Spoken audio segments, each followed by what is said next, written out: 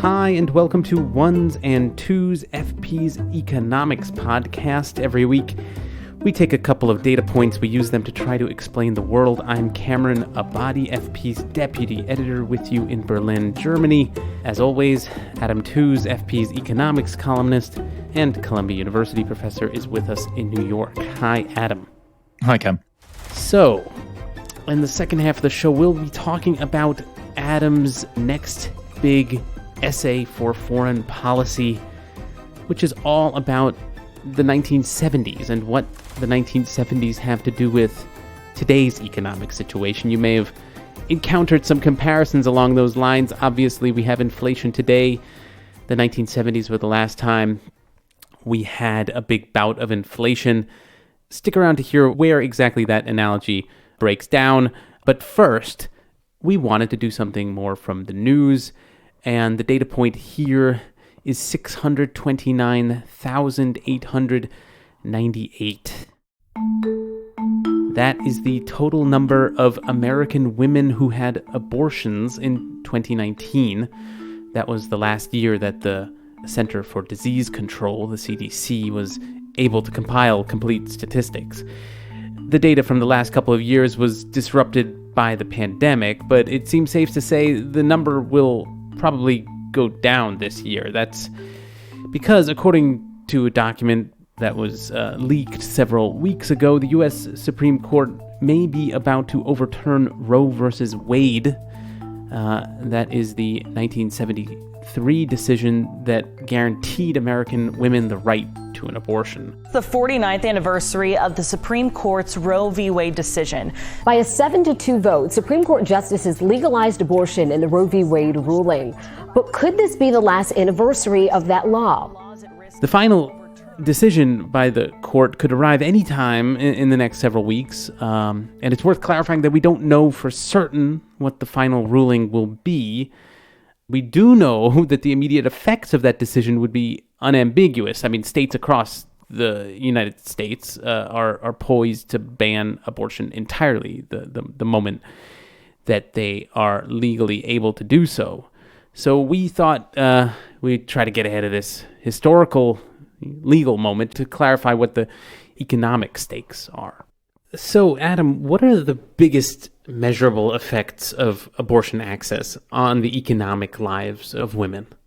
There was an amicus brief submitted to the Supreme Court in connection with this by a large collection of economists. Over 100 economists signed up to it. And the point they're making is that it's beyond serious debate at this point. A very large amount of intellectual energy has been invested, unsurprisingly, in this issue. And the empirical analysis shows, I think, unmistakably that that the expansion of abortion access has reduced teen motherhood in the United States by a dramatic amount, perhaps by as much as 34%, and teen marriage, so shotgun weddings, by 20%.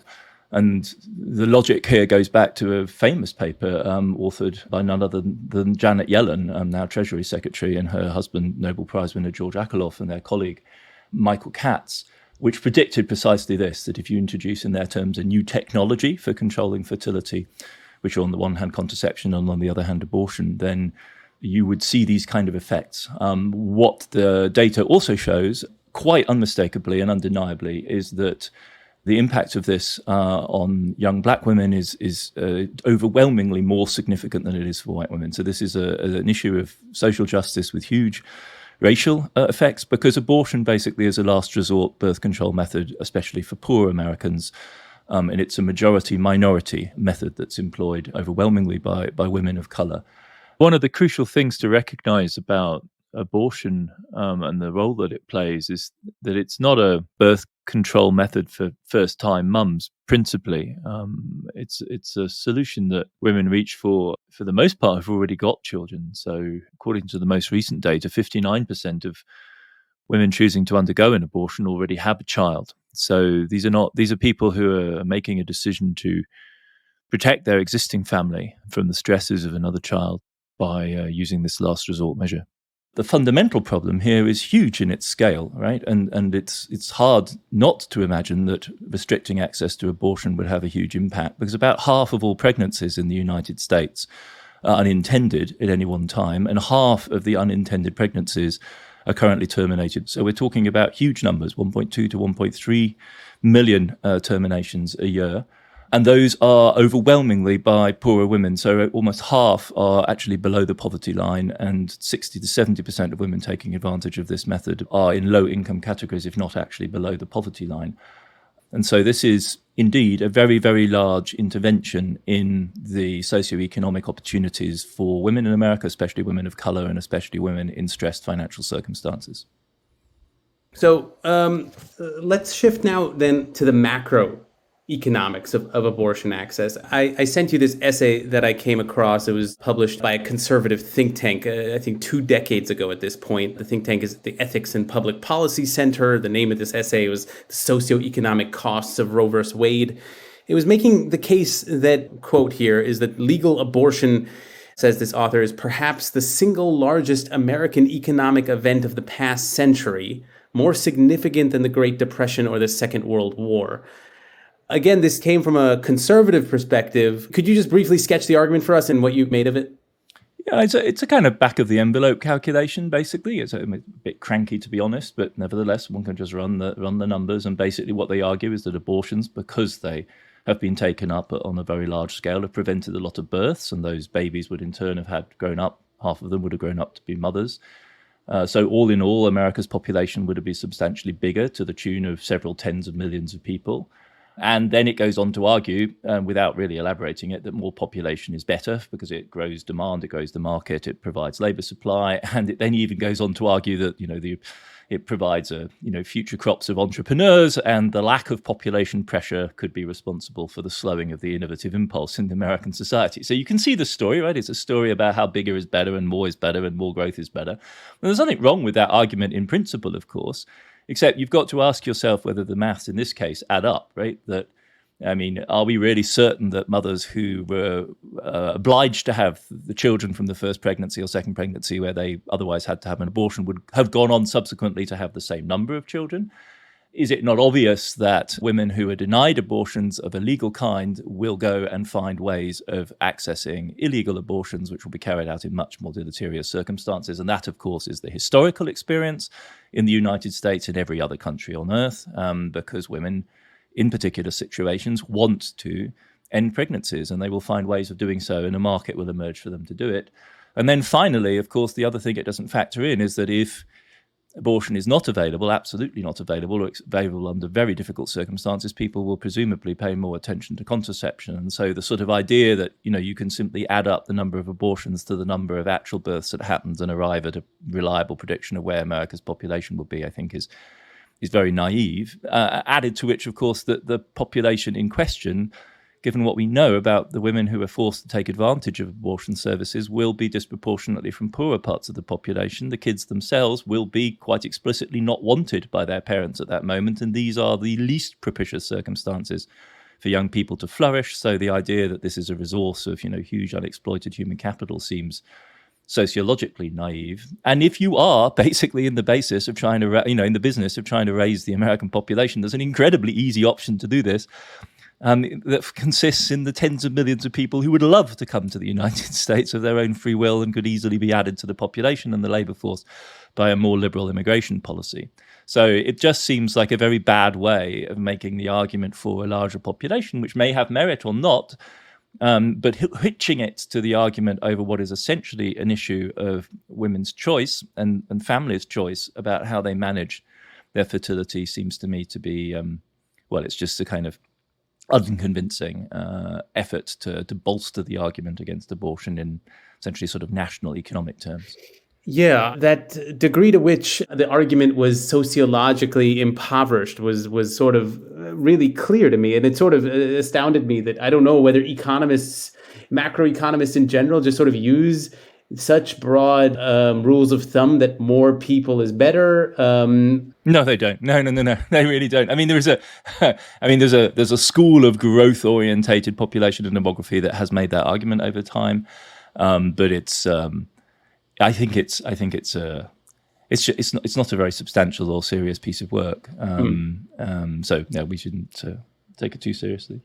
It seems to me it would be indisputable that reducing access to abortion would lead to a greater number of needy children. I mean, that raises all sorts of other questions for me. I mean, in countries where abortion is illegal, are there bigger welfare states to compensate for that? Or do other types of philanthropy and business tend to compensate instead? Do orphanages tend to be bigger industries in countries where there's no abortion?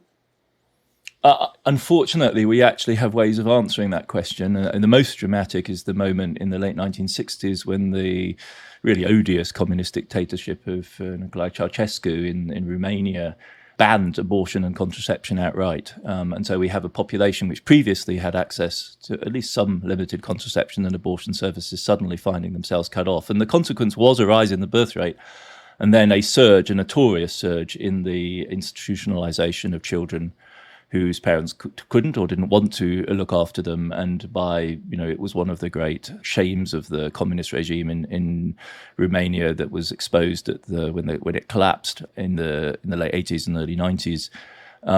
These institutionalized children were discovered, brutalized, malnourished in many cases, abused.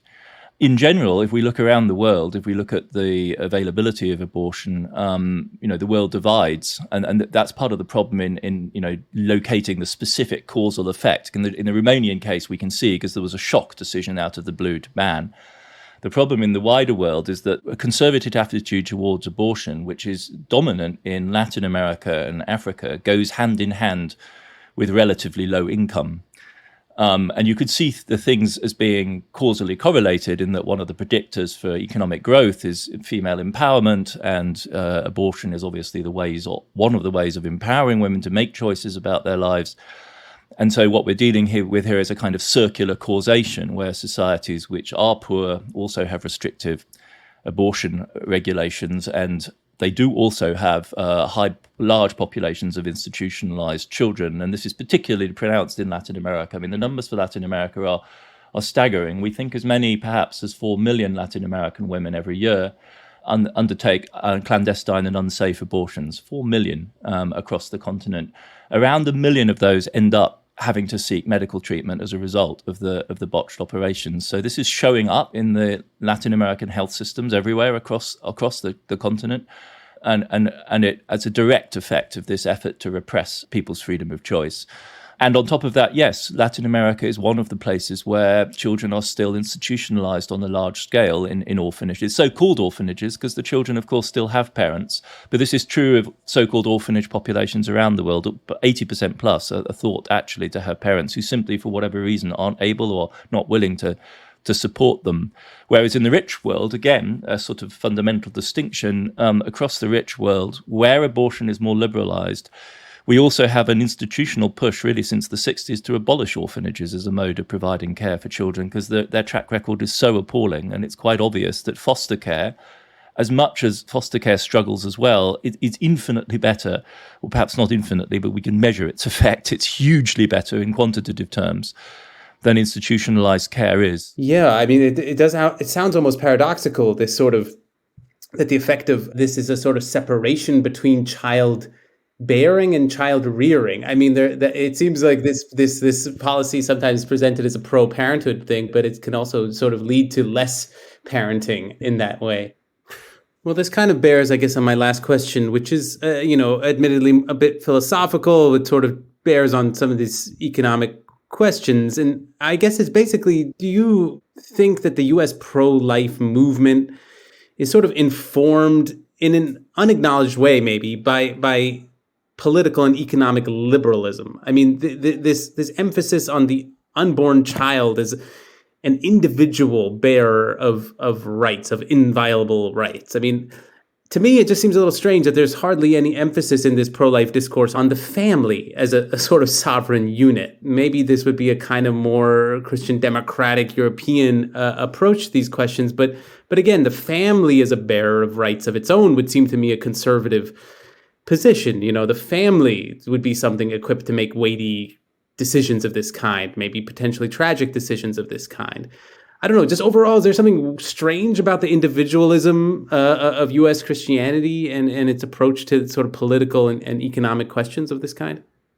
So a very powerful strand of human rights thought did indeed come out of the social Catholic tradition of the late 19th century and the interwar period.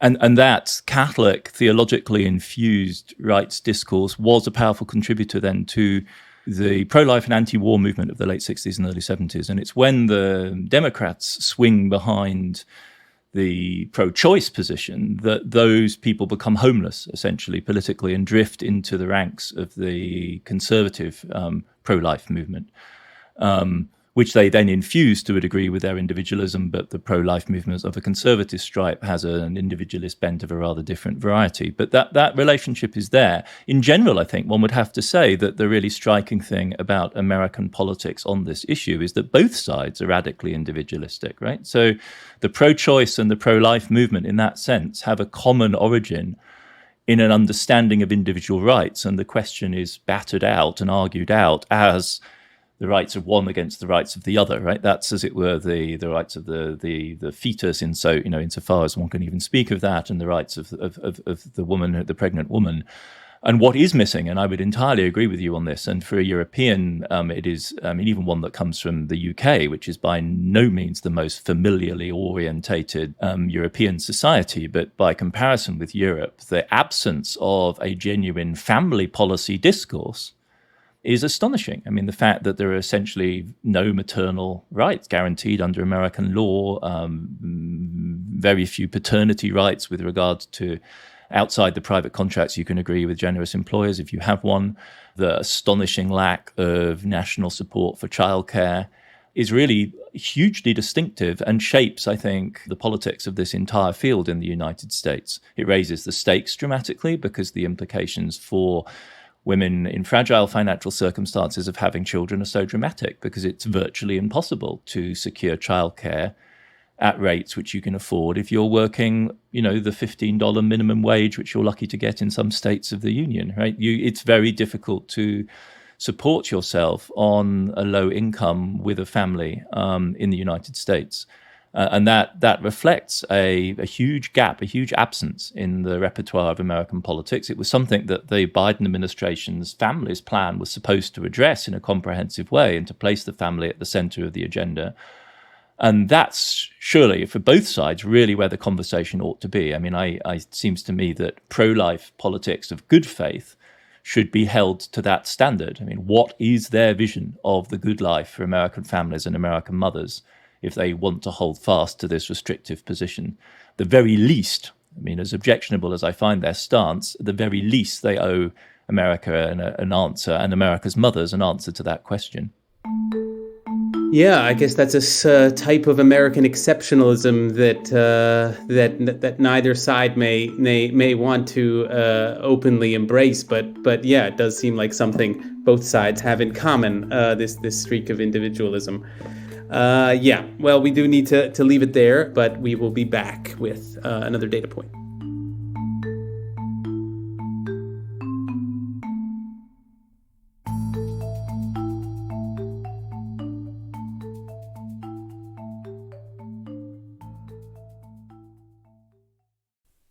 Hi, and welcome back.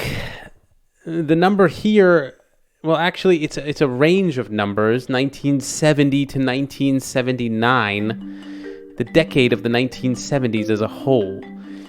That decade is the subject of one analogy after another these days with our current economic situation, high inflation, high energy prices, gas shortages, corruption in the halls of government.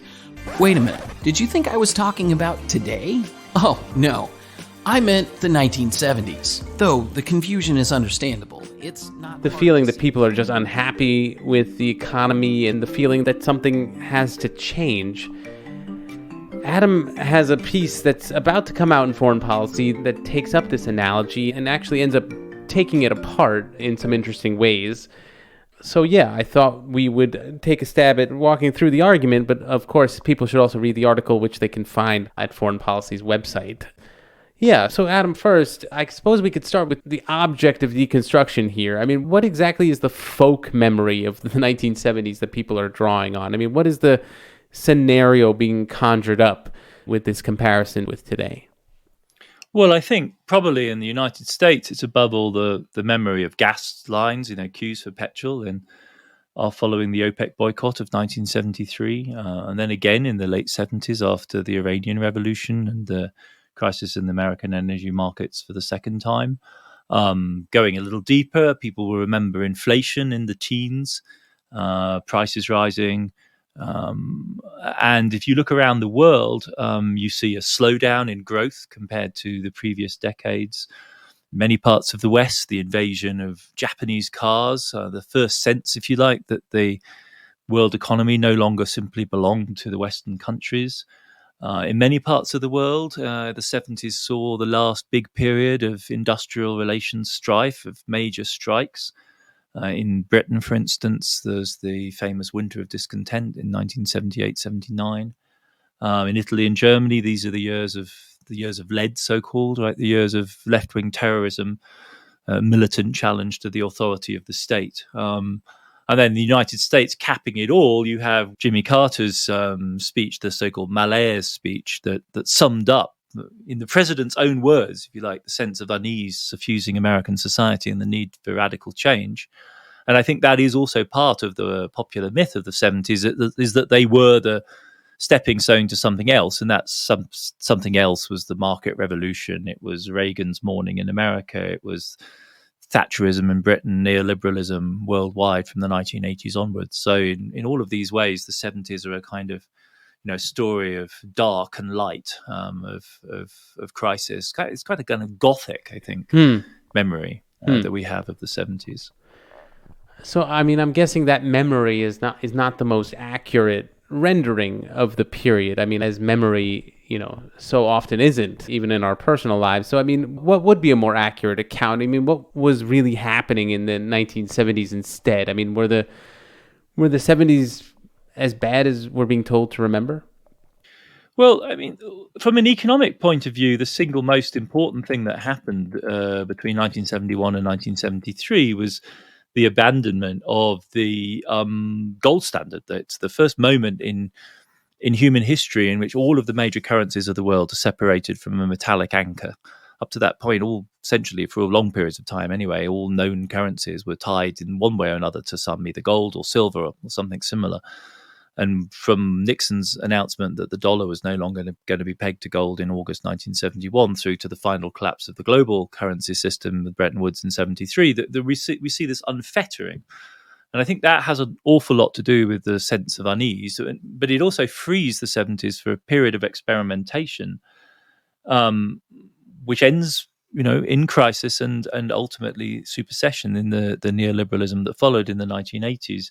But I think it's probably better to think of this period as one of experimentation rather than simply of malaise or crisis. If you look at the GDP numbers, the growth numbers really aren't that bad, certainly by the standards of today. There's one bona fide recession in 73-74 following the oil crisis. But compared to the period from the 1980s onwards, they're quite high. The crucial point, I think, however, is that the growth rates of the 70s were very disappointing by the standards of the preceding period. So we, in a sense, inherit the disappointment of contemporaries for whom the 70s came as a really nasty period of deceleration, right? The post-war growth boom, especially in Europe, was over. A new structure of the world economy was beginning. This unleashes, if you like, an adjustment shock. Europe and the US began collectively, both of them, to move away from the model of industrialism that had never entirely dominated their economies. But there's a real sense, I think, that the 70s mark a shifting of gears, that the familiar models of mass production, symbolized above all perhaps by the motor car, the Fordist model of production, was beginning to come unstuck in this period. And that, I think, it's these two elements of genuine uncertainty. On the one hand, the destabilization of the monetary system, and on the other hand, the shifts in the physical mode of production that one has to take very seriously, and that mark the 70s as a moment of transition in an important sense. This raises a sort of historiographical question for me. I mean, a lot of what we're talking about is about memory of this period and how we look back on it. But I wonder what's happened to kind of the memory of the period afterwards? I mean, what about the period of the hardships of the post-1970s period? In some ways, we've now sort of the folk memory of the 80s is of this kind of correction.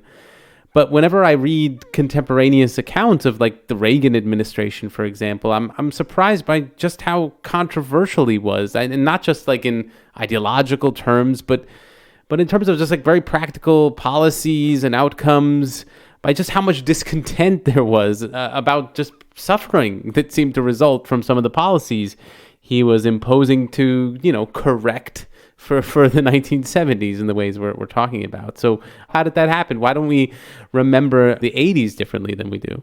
Well, I think the crucial thing is the Volcker shock of 1979, which is the decision by the Jimmy Carter appointed Paul Volcker as head of the American Central Bank to raise interest rates sky high in 79 through 1980 into 81. And that crushes inflation by crushing the economy. And Reagan was regularly at odds with Volcker. Volcker wasn't renewed in office. He was succeeded by Greenspan. No president likes a recession, after all. And there was a rash of strikes in the US in 1981, most famously the air traffic controllers dispute, which the Reagan administration broke. And Paul Volcker applauded this as it were the most important contribution the Reagan administration made to dealing with inflation, because it broke the possibility of a wage price spiral with trade unions pushing back. But yes, this struggle over the future that subsequently will appear inevitable was going on all over the world. Helmut Schmidt, as Chancellor for the Social Democrats, was at odds with the Bundesbank in this period. Mitterrand was struggling to make his socialist experiment work. And the most titanic battle of all comes, of course, in the UK with the giant miners' strike between 1984 and 1985. You can watch a film like Billy Elliot or something like that to get an idea of what it was like. But it involved hundreds of thousands of miners on strike across the country, large parts of Britain cordoned off by the police to prevent the striking pickets moving around the country to stop power plants and other coal mines. 11,000 miners were arrested, 6 people were killed. It was a period of extraordinarily intense class and political conflict that shook the entire country.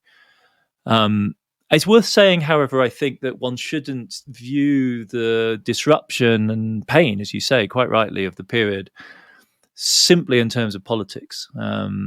Because what's also going on here is a much broader structural change, which we know by the moniker of deindustrialization in the West, which is really much better thought of as a sort of new international division of labor.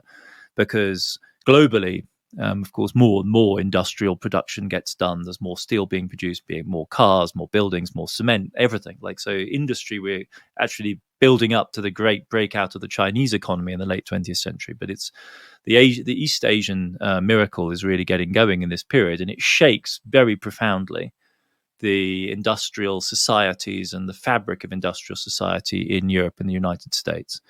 In the United States, it doesn't lead to an immediate loss of manufacturing jobs on a huge scale. It's often misunderstood, but the importance of manufacturing and industry dramatically declines in the US economy. So in the late 1960s, almost a quarter of jobs in the American economy were in manufacturing, so 27%. And by the time of the 2008 recession, it's down to 10%. It's only really in the latter stages that the workforce really shrinks.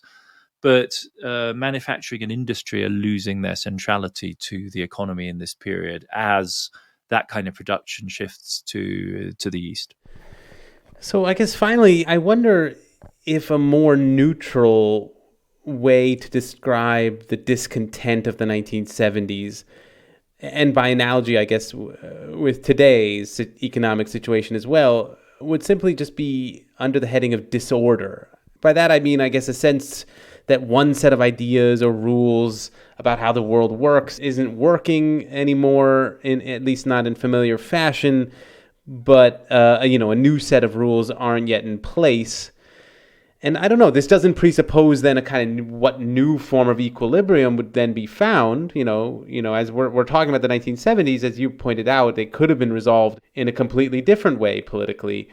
Just like we don't know what kind of equilibrium we'll find today. But if we associate, these eras, the 70s and today, with kind of discontent, maybe it's just a lack of certainty that's at the heart of this? I mean, a lack of certainty about what's going to happen or what will determine what happens.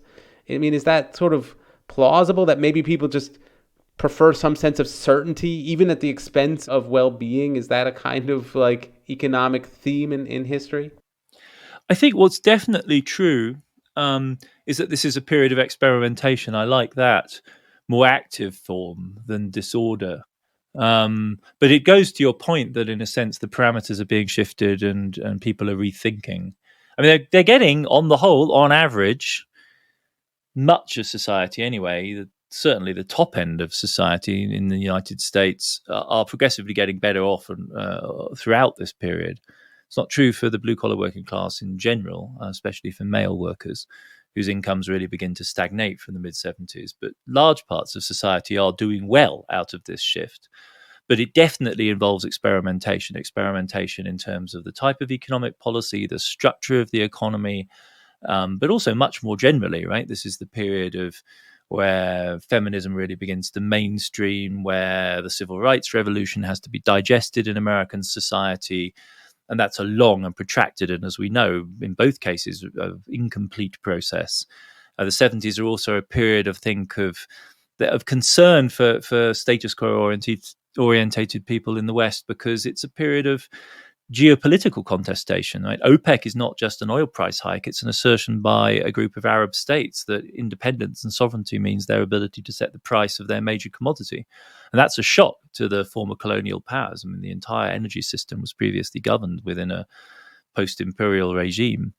It's the 70s are the last period of genuine global revolutionary struggle. The last, the expulsion of Portugal from Africa, for instance, and a series of struggles around South Africa and the frontline states against the apartheid regime, which are tied up with Cold War. It's the last terrible phase of the struggle in Southeast Asia, in Vietnam, Cambodia, Laos, at the end of that great battle.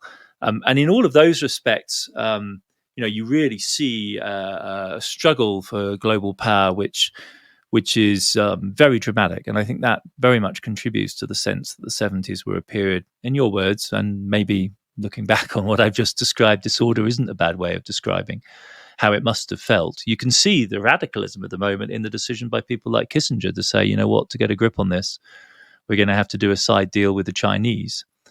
And for all of those reasons, you can also see why people are drawn to the analogy, right? That today as well, there is a sense that we're adrift in terms of economic policy. Today as well, there's a sense in which the global parameters of power are being struggled over and fought over. And that Kissinger deal that America did with China is, of course, now radically coming undone in the new struggle and confrontation between the US and China.